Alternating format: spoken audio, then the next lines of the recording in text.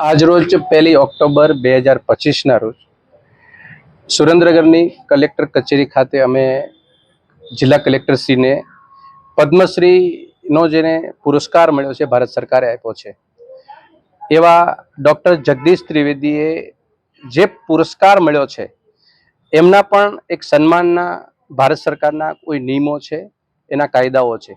આ કાયદાઓનું તેમનાથી ઉલ્લંઘન થયું છે, એને કાયદાઓનું પાલન કર્યું નથી. એને લઈ એ પદ્મશ્રી પુરસ્કાર સરકારે પરત ખેંચવો જોઈએ, આવી માંગણી જિલ્લા કલેક્ટર મારફત ભારત સરકારને કરવા માટે અમે જાહેર નાગરિક જે લોકો છે, મિત્રો છે, બિન રાજકીય રીતે અમે લોકો એ સરકાર વતી માંગણી કરવા માટે અમે અહીં ઉપસ્થિત થયા છીએ. શા માટે એ માંગણી કરી? જગદીશ ત્રિવેદી છેલ્લા ઘણા સમયથી જે રીતે એમને પદ્મશ્રીનું પુરસ્કાર મળ્યો છે, આપ સૌ જાણો છો કે પદ્મશ્રી છે એ કોઈ પદ નથી, એ કોઈ પદવી નથી, એ સન્માન છે. અને સન્માન જ્યારે કોઈ પણ આપણને આપે છે ત્યારે સન્માનનું પણ સન્માન સાચવવું જોઈએ.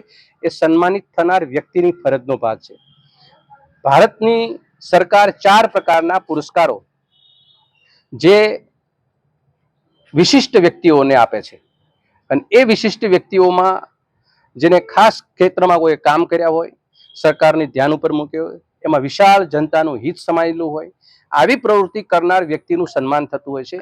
અને એ સન્માન જ્યારે કરવામાં આવે છે ત્યારે એના કાયદાઓથી પરિચિત એમને કરવામાં આવે છે કે તમને આ સન્માન આપવામાં આવે છે અને આ સન્માનનું આવી રીતે પાલન કરવાનું છે. આવા અનેક પ્રકારના કાયદાઓથી એને પરિચિત કરવામાં આવે છે. પણ દુર્ભાગ્ય એ છે કે જગદીશ ત્રિવેદી નામની વ્યક્તિને પદ્મશ્રી મળ્યા પછી એમના અનેક પ્રકારના એવા કિસ્સાઓ સામે આવે છે, જનતાની સામે વચ્ચે છે.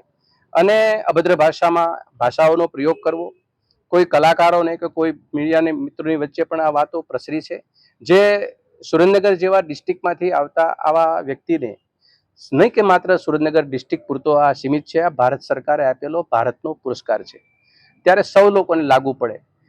આવા પુરસ્કાર આપ્યા પછી પણ એમને જે માન મર્યાદા સાચવવી જોઈએ જે પુરસ્કારની, એ એને સાચવી નથી.